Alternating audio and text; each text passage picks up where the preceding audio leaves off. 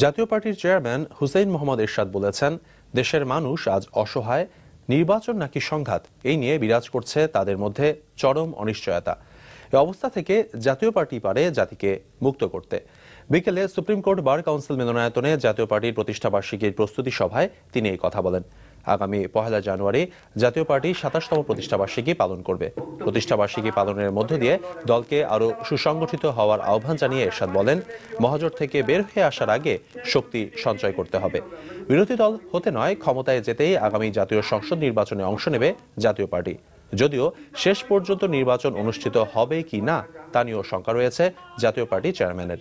বিশ্বজিৎ হত্যাকাণ্ড সহ দেশের সাম্প্রতিক পরিস্থিতি নিয়ে সরকারের সমালোচনা করেন তিনি।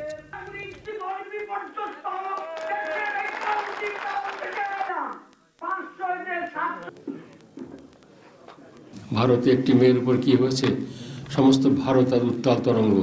আমাদের দেশে বিশ্বজিৎ একটা ছেলেকে দিনে দুপুরে কুপিয়ে হত্যা করলো। সে হত্যাকাণ্ড ঢাকার জন্য কত কত কাহিনী তৈরি করা হলো। তার বাবা জামাত ছিল, তার বাবা অমুক ছিল, তার বাবা তমুক ছিল। সত্য স্বীকার করার কারণ সাহস নেই। নির্বাচন হবে কিনা, সংঘাত হবে, আমরা সবাই শঙ্কিত।